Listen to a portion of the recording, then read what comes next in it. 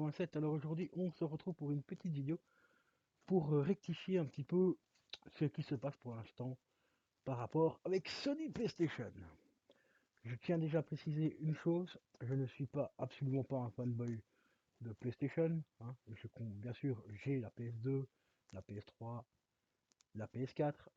Je n'ai pas encore la PS5, mais j'ai également une Switch, Nintendo Switch et tout ça, et le Game Pass, je compte le prendre quand j'aurai la Xbox série X, parce que je compte pas prendre la nouvelle, donc voilà, je prendrai juste enfin, une Xbox One X, pardon, la collector de Cyberpunk.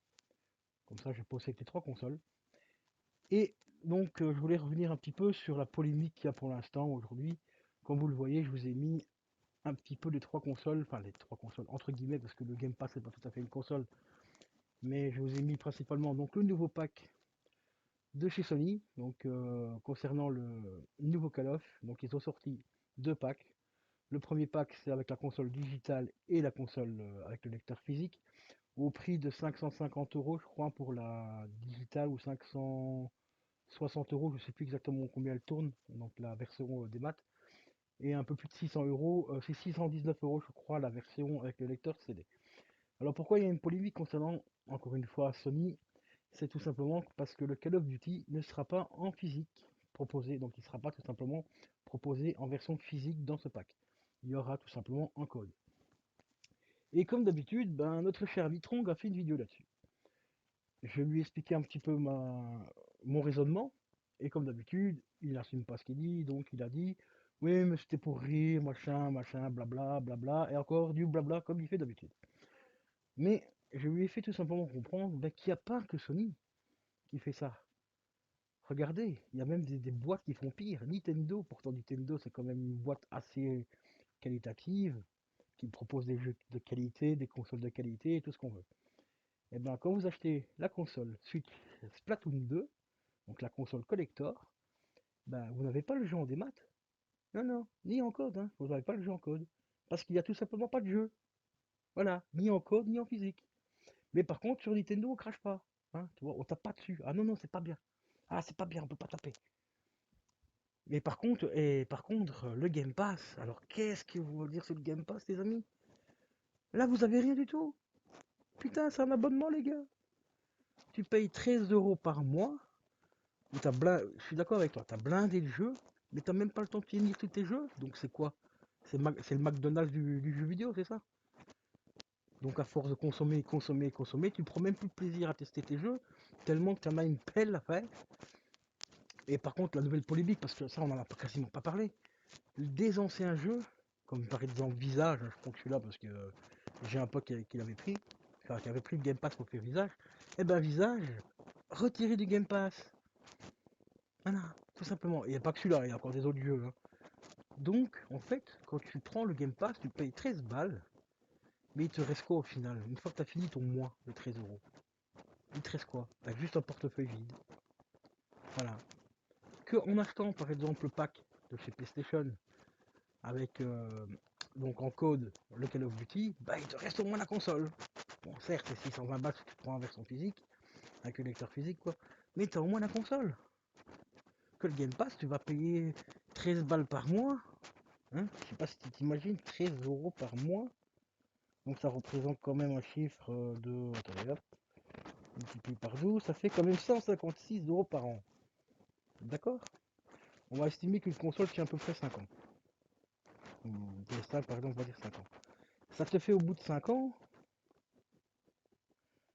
bah, ça te fait quasiment le prix d'une console en fait. Hein, on va pas déconner quand même. Donc 156 euros, donc multiplié par 5. Ça vous fait 780 euros. 780 balles, bah, pour 780 euros, bah, tu peux tout simplement t'acheter la One I, enfin la série X, ou carrément une PS5 et tout, tu vois. Et les jeux, tu vas me dire, oui, mais les jeux, il faut les payer en plus. Oui, mais pour jouer au Game Pass, il faut au minimum un support. Soit bon, après téléphone, mais bon, jouer sur téléphone, c'est pas trop l'idéal. On va parler d'un vrai joueur. Il faut que tu investisses dans un PC. Bon, pas forcément un gros PC, parce que c'est du coup de gaming, d'accord, je suis d'accord avec ça. Mais il te faut quand même un PC. On va dire un PC à 300-400 euros, même 500 euros pour, si tu veux faire d'autres choses à côté. Ou alors il te faut une console. Par exemple une One S, Pour l'instant, les promotions qu'on a annoncées, je sais pas où elles sont les promos, parce que j'ai encore regardé tout à l'heure, la One S sur Amazon, mais aussi sur Belgique. Sur Amazon Belgique, elle est toujours à 299 €, ce qui fait quand même 300 balles. Donc tu achètes ta console 300 balles, voilà, et tu rajoutes encore 740 € de plus, hein, donc ça fait 740 €, donc ça te fait 1040 € au total, pour avoir une console où t'as même pas un jeu dedans, parce que t'as rien en fait, hein. T'as pas de lecteur sur la One S, donc tu investis 1000 balles, pour qu'il te reste quoi au final? Ben rien en fait.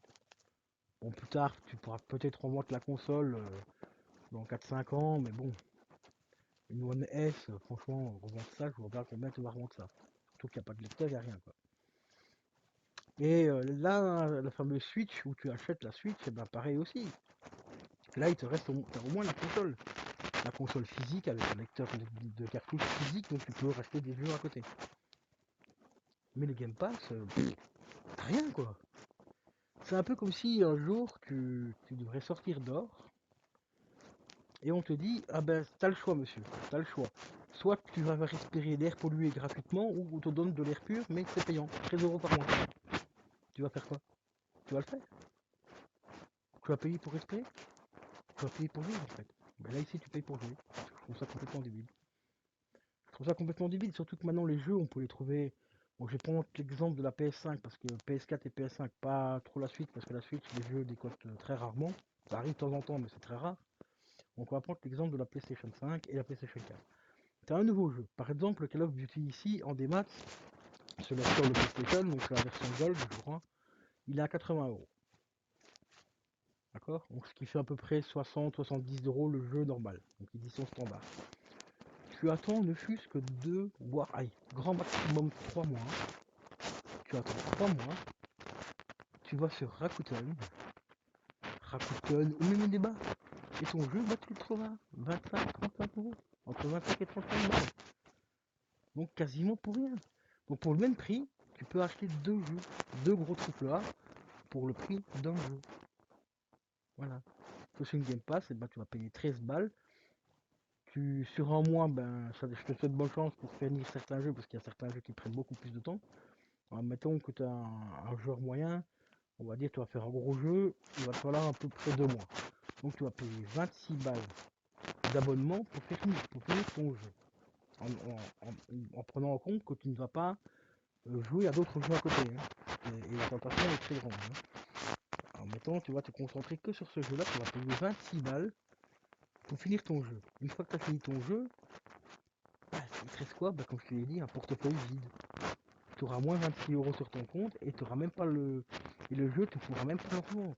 Moi, par exemple, sur la PS4, j'achète un jeu, par exemple, de 4 à 35 balles, je le finis et j'ai deux possibilités. Soit que je le garde pour ma collection, ou soit que je le revends et je peux encore le revendre à 30 balles si je veux. Entre 30 et 35 €. Donc au final, le jeu me revient à 0 €. Si j'arrive à le revendre au même prix que je l'ai acheté, donc 35 balles, et ben le jeu, j'aurais payé 0 € pour le faire. Et voilà. Et en plus, j'aurai l'opportunité éventuellement de le garder pour ma collection. Si c'est un bon jeu que j'aime bien, je peux le garder.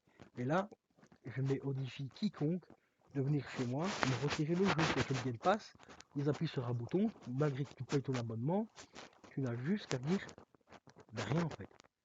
Xbox te dit ferme ta gueule, c'est d'autres jeux, on appuie sur un bouton, ton jeu tu l'as dans le cul. Voilà. C'est beau. Alors ceux qui disent que le 5 vol, enfin le 5 aime pas, c'est magnifique, c'est la meilleure option du monde. Non, c'est juste une belle enculerie en fait. C'est juste un gros tas de merde mais bien emballé, toi. Emballé dans un magnifique papier doré, hein, que la marmotte est venue, elle est venue mettre la merde dans le papier, toi, dans le papier d'alu, tu vois. Hein. Et Phil Spencer, il est venu mettre le petit nœud, tu vois, par-dessus. Hein, tu vois. Avec des petites perles en sucre, hein, tu vois, pour que le goût il passe un peu mieux, quoi, tu vois.